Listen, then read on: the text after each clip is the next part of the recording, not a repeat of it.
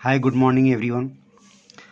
Class 10th Chemistry, Chapter 1st, Chemical Reaction and Equation. It is the second part of this chapter. Part 1 में हम लोगों ने chemical change, chemical reaction और chemical reaction की जो characteristics थी उसके बारे में स्टडी किया था। केमिकल रिएक्शन की कैरेक्टरिस्टिक्स जैसे कि गैस का इवॉल्व होना, प्रेसिपिटेट का फॉर्मेशन, कलर में चेंज आना, टेम्परेचर चेंज होना, स्टेट चेंज होना, इन सब के बारे में वन बाय वन हम लोगों ने डिस्कस कर रखा है। आज हम लोग केमिकल इक्वेशन के बारे में जानेंगे। केमिकल इक्वेशन क्या है? तो केमिकल इक्वेशन जो है हमारे चारों तरफ जो भी केमिकल चेंजेस होते हैं, जो केमिकल रिएक्शन होती है, उन केमिकल रिएक्शन को रिप्रेजेंट करने का एक तरीका है। यानी ये एक मेथड है जिसके द्वारा हमारे चारों तरफ हो रही केमिकल रिएक्शन को हम रिप्रेजेंट कर सकते हैं। ओके, तो केमिकल इक्वेशन क्या है? तो chemical equation it is the method of representing a chemical reaction. यानी एक तरीका है केमिकल रिएक्शन को रिप्रेजेंट करने का। कैसे? With the help of the symbols, यानी सिंबल्स को यूज करके, एंड फार्मूला, और फार्मूला यूज़ करेंगे ऑफ द सब्सटेंस, जो भी सब्सटेंस जो है इन्वॉल्व इन इट, यानी पार्टिसिपेट करेगा केमिकल रिएक्शन में। यानी जो केमिकल रिएक्शन में पदार्थ इन्वॉल्व होगा उसके द्वारा जो भी केमिकल रिएक्शन होगी उसको जो है रिप्रेजेंट करने का ये एक तरीका है। कौन सा? Chemical equation. एग्जाम्पल के लिए हम लोग एक बीकर ले लें, उस बीकर में जिंक ग्रैनुअल्स ले लें, यानी जिंक के छोटे छोटे टुकड़े, जिंक मेटल के। इसके बाद उसमें सल्फ्यूरिक एसिड को हम लोग ऐड करेंगे। तो सल्फ्यूरिक एसिड को ऐड करने के बाद उसमें से गैस इवॉल्व होगी, जिसको हम लाइटेड मैच स्टिक ले जाके चेक करेंगे तो पॉप साउंड आता है। तो हम ये कंफर्म कर लेते हैं कि जो गैस इवॉल्व हो रही है वो कौन सी है? हाइड्रोजन गैस है। ओके, अब इस रिएक्शन को जो है zinc metal react with dilute sulphuric acid to form zinc sulphate and hydrogen gas. इस रिएक्शन को हम लोग लिखेंगे इसके फॉर्म में, यानी zinc plus sulphuric acid goes to the zinc sulphate plus hydrogen. This is known as the word equation. इसको क्या बोलेंगे? वर्ड इक्वेशन बोलेंगे। क्यों वर्ड इक्वेशन बोलेंगे? इसलिए वर्ड इक्वेशन बोलेंगे क्योंकि ये वर्ड के फॉर्म में लिखा गया है। Zinc sulphuric acid, zinc sulphate, hydrogen. इसमें हमने केमिकल फॉर्मूला यूज नहीं किया है या फिर हम सिंबल यूज नहीं किए हैं केमिकल इक्वेशन के। तो एलिमेंट्स के हमने ना सिंबल यूज किए हैं और ना ही जो है हमने जो भी सब्सटेंस पार्टिसिपेट किया उसके केमिकल फार्मूले यूज किए हैं। इसलिए इस तरह से जब हम रिएक्शन लिखेंगे तो इसको वर्ड इक्वेशन बोलेंगे। ओके, अब बोला है कि putting the symbols and the formula of all the substance. अब क्या करेंगे? हम सिंबल पुटअप करेंगे, फॉर्मूला पुटअप करेंगे, तो जो वर्ड इक्वेशन होगी उसी वर्ड इक्वेशन को हम इस तरह से लिख सकते हैं। ओके, तो जब ऐसे लिखेंगे Zn plus H2SO4 goes to the ZnSO4 plus H2, यानी जब जिंक रिएक्ट करेगा सल्फ्यूरिक एसिड के साथ, जिंक सल्फेट का फॉर्मेशन होगा और हाइड्रोजन गैस इवॉल्व होगी।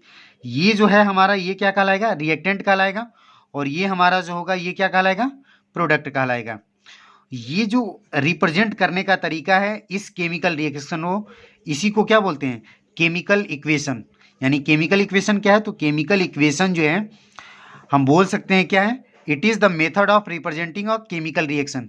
यानी केमिकल रिएक्शन को रिप्रेजेंट करने का एक तरीका है। इतना क्लियर? ओके, अब ये केमिकल रिएक्शन दो तरीके की होती है। एक होती है बैलेंस्ड केमिकल इक्वेशन और सेकेंड होती है आपकी अनबैलेंस्ड केमिकल इक्वेशन। एग्जाम में आपसे जब भी बोला जाएगा केमिकल इक्वेशन लिखने के लिए तो बैलेंस्ड केमिकल इक्वेशन लिखने के लिए ही बोला जाएगा। अगर कोई रिएक्शन बैलेंस्ड नहीं है तो उसको आपको बैलेंस करना पड़ेगा। यानी अनबैलेंस्ड केमिकल इक्वेशन भी दिया रहेगा, उसको आप बैलेंस करेंगे और उसको करेक्ट फॉर्म में लिखेंगे। तो मेनली हमको फोकस किस पे करना है? बैलेंस्ड केमिकल इक्वेशन लिखने पे फोकस करना है। बाकी अगर रिएक्शन अनबैलेंस्ड होती है, इक्वेशन अनबैलेंस्ड होगा तो उसको हम बाद में बैलेंस करेंगे। ओके, तो बैलेंस्ड केमिकल इक्वेशन क्या होती है? बोला है कि balanced chemical equation is an equation in which equal number of atoms of different elements in the reactant and the product. यानी जो रिएक्टेंट के नंबर ऑफ एटम होंगे, प्रोडक्ट के जो नंबर ऑफ एटम होंगे, वो दोनों क्या होंगे? सेम होंगे। तभी जो है हम क्या बोलेंगे कि रिएक्शन हमारी बैलेंस्ड है। फॉर एग्जांपल के लिए देख लें, जैसे जिंक रिएक्ट कर रहा है सल्फ्यूरिक एसिड के साथ, जिंक सल्फेट बना, हाइड्रोजन गैस बनी। अब इसमें जो है हम काउंट कर लें कि इधर यानी इस रिएक्टेंट के साइड में, इधर ये क्या है, प्रोडक्ट है, इसके साइड में टोटल नंबर ऑफ एटम कितने हैं, इसके साइड में टोटल नंबर ऑफ एटम कितने हैं। अगर ये दोनों बराबर हैं तो हम आपस में, तो हम क्या बोलेंगे कि ये जो केमिकल इक्वेशन है वो बैलेंस्ड है। अब जो है यहाँ पे हम देखते हैं कौन कौन से एलिमेंट पार्टिसिपेट किए हैं। तो पहले आपका जिंक किया है तो हमने यहाँ पे जिंक लिखा। सेकेंड आपका हाइड्रोजन है, हाइड्रोजन लिखा। सल्फर है, एस सल्फर का सिंबल है तो सल्फर लिखा। ओ ऑक्सीजन, तो ऑक्सीजन यहाँ पे लिख लिया। अब हम नंबर ऑफ एटम्स देख लेते हैं रिएक्टेंट साइड में। जिंक कितना है, केवल एक एटम है तो एक हमने यहाँ पे लिख दिया। हाइड्रोजन के कितने एटम हैं, 2। सल्फर के कितने हैं, 1। और ऑक्सीजन के कितने हैं, 4। ओके, प्रोडक्ट साइड में चेक कर लेते हैं, यानी राइट हैंड साइड में। तो जिंक का एक एटम होगा, सल्फर का भी आपका एक एटम है, ऑक्सीजन जो है आपका 4 और हाइड्रोजन जो है 2। यानी यहाँ पे इसको अगर हम काउंट करेंगे तो 4 1 5 5 2 7 7 1 8, ये भी 8 आ रहा है। इसको काउंट करेंगे 4 1 5 5 2 7 7 1 8, यानी इधर भी टोटल नंबर ऑफ एटम्स कितने हैं, 8, और इधर भी टोटल नंबर ऑफ एटम्स कितने हैं, 8। यानी दोनों साइड में, यानी इस साइड में LHS में भी नंबर ऑफ एटम्स 8 हैं और RHS में भी नंबर ऑफ एटम्स कितने हैं, 8 हैं। तो ये रिएक्शन हमारी क्या, ये जो केमिकल इक्वेशन है हमारी, ये क्या कहलाएगी, balanced chemical equation. Okay, there are an equal number of atoms of the different elements in the reactants and the product। क्या बोला है कि इक्वल नंबर ऑफ एटम्स, यानी बराबर की संख्या में एटम्स होंगे अलग अलग एलिमेंट के इन द रिएक्टेंट, रिएक्टेंट में और प्रोडक्ट में। So the above chemical equation is called is the balanced chemical equation. इसलिए इस केमिकल इक्वेशन को हम क्या बोलेंगे, ये बैलेंस्ड केमिकल इक्वेशन है। अब देख लेते हैं कि अनबैलेंस्ड केमिकल इक्वेशन कैसी होती है। अब यहाँ पे सेम चीज हम देखेंगे, क्या देखेंगे कि जब number of atoms of the reactant does not equal to the number of atoms of the product, यानी नंबर रिएक्टेंट के एटम्स प्रोडक्ट के एटम्स के जब इक्वल नहीं होंगे तो वो रिएक्शन, वो केमिकल इक्वेशन हमारी क्या कहलाएगी, अनबैलेंस्ड केमिकल इक्वेशन कहलाएगी। फॉर एग्जांपल की डेफिनेशन देख लेते हैं। तो chemical equation has unequal number of atoms of different element in the reactant and the product, यानी रिएक्टेंट और प्रोडक्ट के साइड में अलग अलग एलिमेंट्स होंगे, यानी नंबर ऑफ एटम्स अलग अलग होंगे। तो हम क्या बोलेंगे, उस केमिकल इक्वेशन को अनबैलेंस्ड केमिकल इक्वेशन बोलेंगे। अब इसको एक बार चेक कर लेते हैं। ये आपके हो गए एलिमेंट, एलिमेंट में आपका ये के सिंबल होता है पोटेशियम का, तो पोटेशियम, यहाँ पे H हाइड्रोजन और ये O ऑक्सीजन। अब यहाँ पे काउंट कर लेते हैं रिएक्टेंट के कितने, ये पोटेशियम कितना है, 1 है तो यहाँ पे 1, हाइड्रोजन 2 है यहाँ पे 2, ऑक्सीजन कितना है तो ऑक्सीजन 1 है। फिर उसी तरह प्रोडक्ट साइड में देख लेते हैं। तो ये जो है आपका क्या है, पोटेशियम, पोटेशियम 1, ऑक्सीजन आपका 1 और हाइड्रोजन कितना है 2 और ये 1, कितना हो गया 3, तो 3 हाइड्रोजन है। यानी अब यहाँ पे ध्यान से देखिए, ये वाली चीज़ तो बैलेंस है आपकी, ये वाली चीज़ भी बैलेंस है, लेकिन ये वाला जो पोर्शन है हमारा बैलेंस नहीं है। इसीलिए इस इक्वेशन को हम क्या बोलेंगे, अनबैलेंस्ड केमिकल इक्वेशन। ओके, अब जो है इसके बाद हमारी एक प्रायोरिटी होगी कि जब हमें अनबैलेंस्ड केमिकल इक्वेशन दिया होगा तो हमको उसे बैलेंस्ड करना होगा, या फिर हमें अगर इस तरह से स्टेटमेंट दिया होगा कि zinc react with sulphuric acid to form hydrogen gas and zinc sulphate, तो उस इक्वेशन को बैलेंस्ड केमिकल इक्वेशन के फॉर्म में लिखना होगा। तो सबसे पहले हम लोग देख लेते हैं कि अनबैलेंस्ड केमिकल इक्वेशन अगर लिखी हुई है तो उसको हम बैलेंस कैसे करेंगे। ओके, चलिए अब हम लोग आते हैं बैलेंसिंग पे कि बैलेंसिंग क्या होती है। बोला है कि balancing is a process, balancing एक तरीका होता है जिसके द्वारा हम बैलेंस करते हैं किसी केमिकल इक्वेशन को। यानी हमारा काम क्या होगा, number of atoms of each element involve in the reaction remains the same at the reactant and the product side. यानी रिएक्टेंट साइड में जो नंबर ऑफ एटम्स होंगे उतने ही number of atoms product side में होनी चाहिए। यानी number of atoms on LHS equal to the number of atoms on RHS।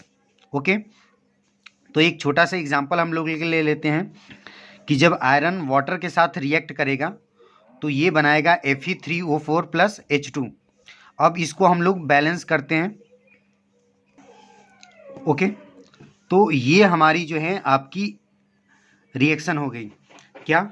Iron water के साथ रिएक्ट कर रहा है, Fe3O4 का फॉर्मेशन कर रहा है, प्लस हाइड्रोजन गैस इवॉल्व हो रही है। आपको करना क्या है कि कभी भी इसको जो है हम एक ऐसे ब्लॉक कर लेंगे।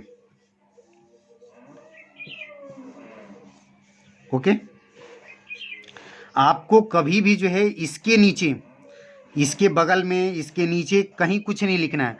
आपको जो भी करना है इसके आगे 3, 2, 5, 6 जो भी आपको ऐड करना है इसके आगे ही ऐड करना है। पीछे आपको कुछ नहीं, या नीचे आपको कुछ भी ऐड नहीं करना है, या कोई भी डिजिट आप इंट्रोड्यूस नहीं करेंगे। It is clear?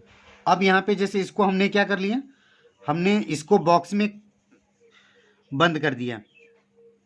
अब हम लोग एक बार लिख लेते हैं कौन कौन से एलिमेंट इन्वॉल्व हुए हैं। तो एक आपका Fe आयरन हो गया, दूसरा आपका हाइड्रोजन, तीसरा ऑक्सीजन। तो आयरन, हाइड्रोजन और ऑक्सीजन।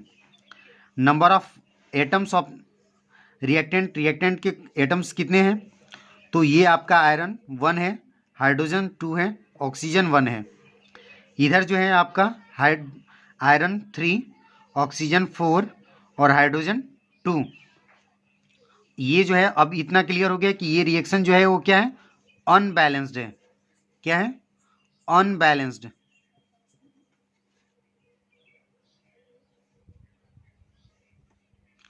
अनबैलेंस्ड केमिकल इक्वेशन है। तो जब ये हमारी अनबैलेंस्ड केमिकल इक्वेशन होगी तो इसको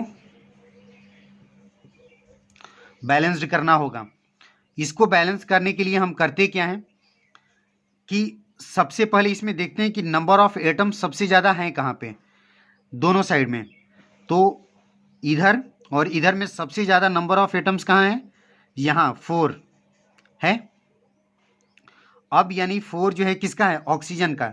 यानी ऑक्सीजन अगर यहाँ पे हम 4 मल्टीप्लाई कर देंगे, तो जब यहाँ पे हम 4 मल्टीप्लाई कर देंगे तो ऑक्सीजन दोनों साइड में क्या हो जाएगा? बैलेंस हो जाएगा। इधर भी ऑक्सीजन के 4 एटम हो जाएंगे रिएक्टेंट साइड में, और प्रोडक्ट साइड में ऑलरेडी 4 हैं। तो 4 यहाँ पे अगर हमको मल्टीप्लाई करना है तो यहाँ पे 4 को मल्टीप्लाई करने के लिए हमको कहाँ पे मल्टीप्लाई करना होगा? इस केमिकल रिएक्शन में। इसी केमिकल रिएक्शन को देख लें तो इस केमिकल रिएक्शन में हमको 4 ऑक्सीजन यहाँ पे है, तो इसके आगे मैंने बोला ना कि इसको बॉक्स में बंद कर लेंगे और इसके आगे ही जो भी लिखना होगा लिखेंगे। ओके, अब यहाँ पे हमने 4 मल्टीप्लाई कर दिया, ऑक्सीजन तो बैलेंस हो गया। ये जो है ऑक्सीजन आपका क्या हो गया? बैलेंस हो गया। 4 इधर है, 4 इधर है। लेकिन जब ये 4 मल्टीप्लाई किए हैं तो इसके साथ में हाइड्रोजन भी है, हाइड्रोजन है। अब इस हाइड्रोजन की वजह से यानी इधर हाइड्रोजन कितना हो जाएगा?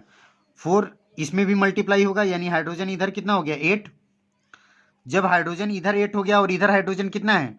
2 है। तो इसको भी अगर हम 4 से मल्टीप्लाई कर देंगे तो हाइड्रोजन इधर भी कितना हो जाएगा? 8 हो जाएगा। तो 4 हम इसके आगे ऐड कर देंगे, क्योंकि किस साइड में हम मल्टीप्लाई कर रहे हैं? प्रोडक्ट साइड में मल्टीप्लाई कर रहे हैं। जब प्रोडक्ट साइड में हम मल्टीप्लाई कर रहे हैं तो 4 यहाँ पे ऐड कर देंगे तो ये कितना हो जाएगा आपका? 4 यहाँ पे मल्टीप्लाई कर देंगे तो ये जो है आपका 8 हो जाएगा। ओके, हाइड्रोजन का भी काम क्लियर हो गया, ऑक्सीजन का भी काम क्लियर हो गया। अब हमको किसका देखना है? आयरन का देखना है। आयरन इधर कितना है? 3 है, इधर कितना है? 1 है। तो इसमें 3 मल्टीप्लाई कर देंगे और यहाँ पे हम 3 मल्टीप्लाई कर देंगे। जब यहाँ पे 3 मल्टीप्लाई कर देंगे तो यहाँ पे 3 मल्टीप्लाई करने के बाद क्या होगा? आपका दूसरा कोई एलिमेंट नहीं है, तो एलिमेंट नहीं है तो अब किसी भी और तरह का चेंज नहीं होगा। अब ये क्या होगी? ये जो आपकी रिएक्शन होगी, अब हम लोग इस इक्वेशन के बारे में डिस्कस कर लेते हैं। क्या एलिमेंट कौन कौन है? Fe है, हाइड्रोजन है, ऑक्सीजन है। Okay, Fe, hydrogen, oxygen. इधर Fe कितना है? 3 है LHS में। हाइड्रोजन कितना है? तो 4 2 8। ऑक्सीजन कितना है? तो 4 0, ये सॉरी, ऑक्सीजन कितना है? तो ऑक्सीजन 4 1 जा 4, यहाँ पे 1 होगा, तो ये आपका 4 हो गया। इधर जो है आपका आयरन कितना है? तो आयरन 3 है। ऑक्सीजन कितना है? तो ऑक्सीजन 4 हो गया। और हाइड्रोजन कितना है? तो 4 2 जाए 8। अब ये LHS इक्वल है किसके, RHS के, यानी 8 3 11 11 4 15, और इधर कितना आ जाएगा, ये जो है यहाँ पे इसको इक्वल करेंगे तो ये 15 आ जाएगा इसका सम, और इसका सम भी कितना आ जाएगा, 15 आ जाएगा। यानी नंबर ऑफ एटम्स LHS में और RHS में क्या है, बराबर है। तो ये वाली जो हमारी केमिकल इक्वेशन है वो क्या होगी, बैलेंस्ड केमिकल इक्वेशन होगी। ओके, तो हमको यही काम करना है, बैलेंसिंग करना है। दूसरा एग्जांपल लेके हम लोग देख लेते हैं एक बार। अब हम लोग दूसरा एग्जांपल ले लेते हैं। मीथेन गैस रिएक्ट करेगा जब ऑक्सीजन गैस के साथ, तो कार्बन डाइऑक्साइड बनेगा और आपका वाटर बनेगा। ओके, अब इसमें देखते हैं कि कार्बन है एलिमेंट में, तो एलिमेंट में आपका कार्बन हो गया,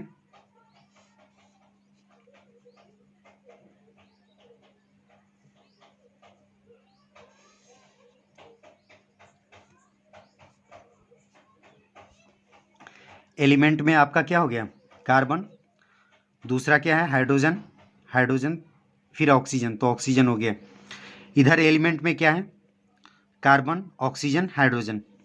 नंबर ऑफ एटम्स काउंट कर लेते हैं, तो इधर कार्बन का 1 एटम, हाइड्रोजन का 4, ऑक्सीजन 2। इधर कार्बन के 1 एटम, ऑक्सीजन के 2 और ये 1, कितना हो गया 3।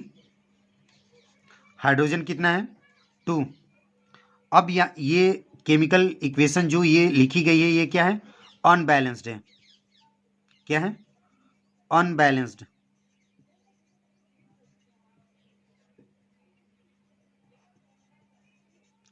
अनबैलेंस्ड केमिकल इक्वेशन है। अब इसको हमको बैलेंस करना होगा। मैंने क्या बोला कि सबसे पहले आप ये चेक करिए कि नंबर ऑफ एटम्स किस साइड ज़्यादा हैं और किस एलिमेंट के ज़्यादा हैं। तो नंबर ऑफ एटम्स सबसे ज़्यादा जो है ये हाइड्रोजन है, हाइड्रोजन इधर 4 है और इधर हाइड्रोजन कितना है 2 है। तो इधर हाइड्रोजन 2 है तो हमको 2 इधर मल्टीप्लाई करना होगा। जब इधर 2 मल्टीप्लाई कर देंगे तो हाइड्रोजन दोनों साइड में बराबर हो जाएगा। इधर 2 यानी इधर क्या है, ये RHS है, RHS में हमको क्या मल्टीप्लाई करना है, हाइड्रोजन को चेंज करना है। अब ये देखिए हाइड्रोजन यहाँ पे है, तो इस केमिकल इक्वेशन को फिर से हम लोग लिख लेते हैं नीचे। अब जो है हम यहाँ पे 2 मल्टीप्लाई कर देंगे, ठीक।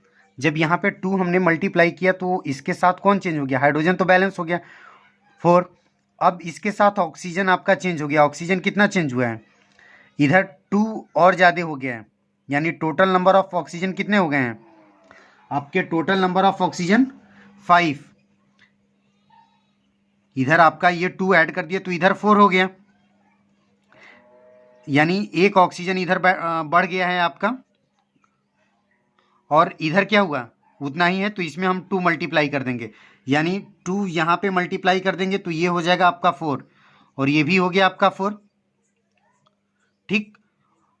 यानी ये भी बैलेंस हो गया, ये भी बैलेंस हो गया। कार्बन को चेक कर लेते हैं, तो कार्बन को चेक करेंगे तो कार्बन क्या होगा, कार्बन जो है आपका इधर भी 1 था इधर भी 1 है, यानी कार्बन ऑलरेडी बैलेंस्ड है।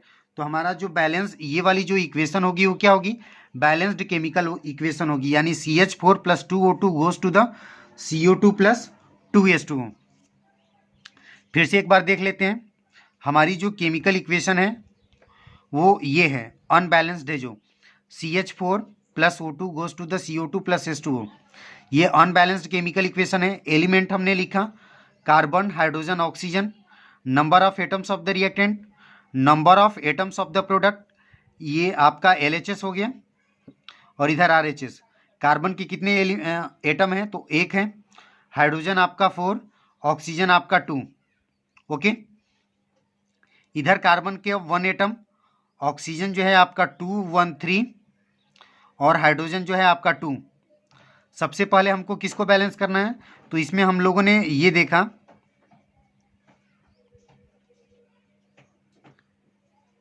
कि सबसे ज़्यादा जो है यहाँ पे कौन है, हाइड्रोजन है। तो इसमें हम लोगों ने क्या देखा, सबसे ज़्यादा जो है ये आपका हाइड्रोजन, तो हाइड्रोजन इधर 4 है LHS में, RHS में हमको बैलेंस करने के लिए कितना मल्टीप्लाई करना होगा 2, ये हो गया 2 2 जा 4। अब ये 2 हम कहाँ ऐड करेंगे, तो यहाँ जो H2O है, H2O के आगे हम 2 लिख देंगे, क्योंकि यहीं पे आपका हाइड्रोजन आपको मिलेगा। हाइड्रोजन आपका 4 हो गया। जब हमने 2 यहाँ पे मल्टीप्लाई किया तो उसके साथ ऑक्सीजन, यानी यहाँ पे जब हमने 2 मल्टीप्लाई किया तो 2 मल्टीप्लाई करने के साथ ही ऑक्सीजन भी क्या होगा आपका चेंज करेगा। जब ऑक्सीजन चेंज करेगा तो ऑक्सीजन कितना हो गया टोटल RHS में 2 और ये 2 कितना हो गया 4, तो ये हो गया +1, तो ये हो गया 4। अब यहाँ पे देखते हैं ऑक्सीजन इधर कितना है, केवल 2 है, तो इधर भी 2 मल्टीप्लाई कर देंगे तो इधर कितना हो जाएगा 4। तो यहाँ पे जो है हम ये जो आपका O2 लिखा था, इस O2 में हम यहाँ पे 2 मल्टीप्लाई कर देंगे। ओके,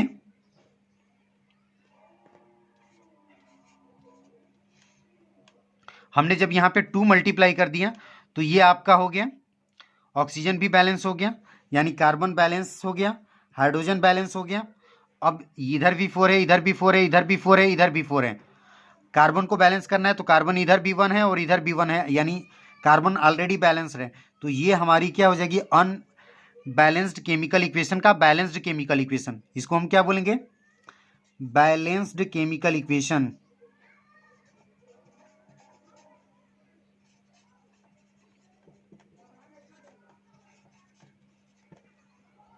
ओके, तो ये हमारी बैलेंस्ड केमिकल इक्वेशन हो जाएगी। ओके, नेक्स्ट आगे हम कुछ प्रॉब्लम्स कर लेते हैं। ये जो है आपका होमवर्क है, इसको आपको होमवर्क कंप्लीट करना है और कमेंट सेक्शन में आप इसको जो है इसका करेक्ट आंसर सेंड कर सकते हैं।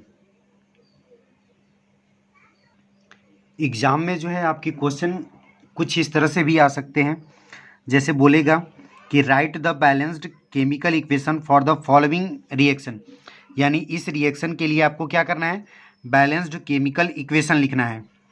तो इसको हम कैसे लिखेंगे, अब ये जो है आपका हाइड्रोजन लिखा है तो हाइड्रोजन को हम क्या लिख देंगे H2 प्लस ऑक्सीजन लिखा है तो ऑक्सीजन को क्या लिख देंगे O2। वाटर का फॉर्मूला हमको पता है क्या कितना होता है H2O। अब एक बार चेक कर लेते हैं नंबर ऑफ एटम्स। इधर जो है हाइड्रोजन 2 है, इधर हाइड्रोजन कितना है 2, इधर ऑक्सीजन जो है 2 है, लेकिन इधर ऑक्सीजन कितना है 1 है। तो ये जो है आपका बैलेंस नहीं है, ये क्या है अनबैलेंस्ड है, अनबैलेंस्ड केमिकल इक्वेशन। जब ये आपकी अनबैलेंस्ड केमिकल इक्वेशन है तो इसको हमें बैलेंस करना होगा। तो इसको बैलेंस करने के लिए हम क्या करेंगे, इसमें जो है आप H2 ऑक्सीजन इधर जो है 1 है, ऑक्सीजन इधर कितना है 1 है, इधर ऑक्सीजन 2 है, तो इधर 2 मल्टीप्लाई कर देंगे। ओके, तो ये हो जाएगा आपका 2H2O।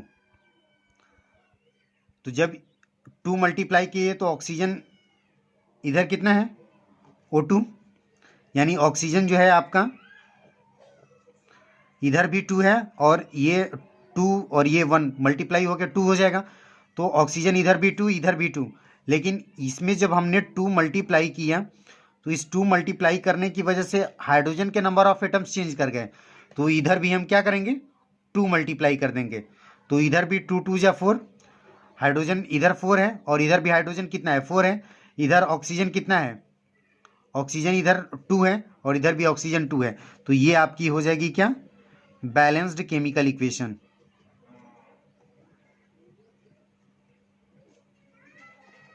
ओके, दूसरा जो है क्वेश्चन ये आ सकता, बोलेगा कि right a balanced chemical equation for the statement. Statement क्या है कि solution of barium chloride and sodium sulphate, barium chloride and sodium sulphate. तो पहले हम लोग वर्ड इक्वेशन लिखेंगे। अब जो है sodium sulphate in water react to give insoluble barium sulphate and the solution of sodium chloride. इस स्टेटमेंट को पहले हम वर्ड के फॉर्म में लिखेंगे, फिर जो है आपका केमिकल इक्वेशन सिंबल के साथ पुट अप करेंगे। तो पहले वर्ड में लिख लेते हैं कि क्या होगा। हो गया। ये आपका स्टेटमेंट क्या था कि सोल्यूशन ऑफ बेरियम क्लोराइड और सोडियम सल्फेट का सोल्यूशन लेंगे वाटर में, जो रिएक्ट करेगा, मिक्स करेंगे तो क्या बनेगा, बेरियम सल्फेट बनेगा आपका और सोडियम क्लोराइड बनेगा। इस वर्ड इक्वेशन को हमको किस में लिखना है, अब सिंबल के फॉर्म में लिखना है। तो बेरियम क्लोराइड फॉर्मूला क्या हो जाएगा आपका, BaCl2। ध्यान दीजिए वाटर में सोल्यूशन बना रहा है इसलिए यहीं पे क्या लिख देंगे, AQ का मतलब होता है एक्वस, प्लस सोडियम सल्फेट का फॉर्मूला हो जाएगा Na2SO4। ये जाएगा इधर, क्या बनेगा, बेरियम सल्फेट BaSO4 बनेगा। फिर क्या बनेगा आपका, प्लस सोडियम क्लोराइड यानी NaCl बनेगा। ये हमारी वर्ड इक्वेशन हो गई। अब ये वर्ड इक्वेशन बैलेंस है कि नहीं है इसको चेक कर लेंगे। बेरियम का एक एटम, क्लोरीन 2 है और इधर क्लोरीन कितना है, केवल 1 है, यानी ये जो हमारी केमिकल इक्वेशन क्या है, अनबैलेंस्ड है। इसको अभी बैलेंस्ड लिखना होगा, तो इसको हम क्या लिख देंगे, अनबैलेंस्ड।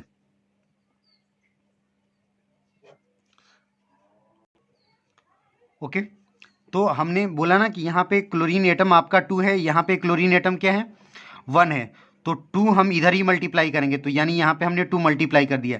जब यहाँ पे हमने 2 मल्टीप्लाई किया तो चेंज कौन हुआ, इसके साथ में सोडियम था, सोडियम चेंज हुआ। इधर देख लें सोडियम कितना है, इधर सोडियम 2 है और इधर भी सोडियम 2 है, यानी सोडियम और क्लोरीन दोनों का हम लोग बैलेंस कर लिए। बेरियम ऑलरेडी बैलेंस है क्योंकि इधर भी बेरियम 1 है, इधर भी बेरियम 1 है, सल्फर इधर 1 है, सल्फर इधर 1 है, ऑक्सीजन इधर 4 है, ऑक्सीजन इधर 4 है, यानी ये जो है आपकी क्या हो जाएगी, बैलेंस्ड केमिकल इक्वेशन। तो एग्जाम में इस तरह से भी क्वेश्चन पूछा जा सकता है, यानी आपको वर्ड इक्वेशन दे देगा, उसको बैलेंस्ड इक्वेशन के फॉर्म में लिखना होगा, या फिर आपको कोई स्टेटमेंट देगा, उस स्टेटमेंट को बैलेंस्ड केमिकल इक्वेशन के फॉर्म में लिखना होगा, या फिर तीसरा जो टाइप है वो ये हो सकता है कि आपको अनबैलेंस्ड केमिकल इक्वेशन दे दिया जाए जिसको बैलेंस करना होगा। ओके, तो इस पार्ट में हम लोगों ने बैलेंसिंग के बारे में देख लिया। ओवर।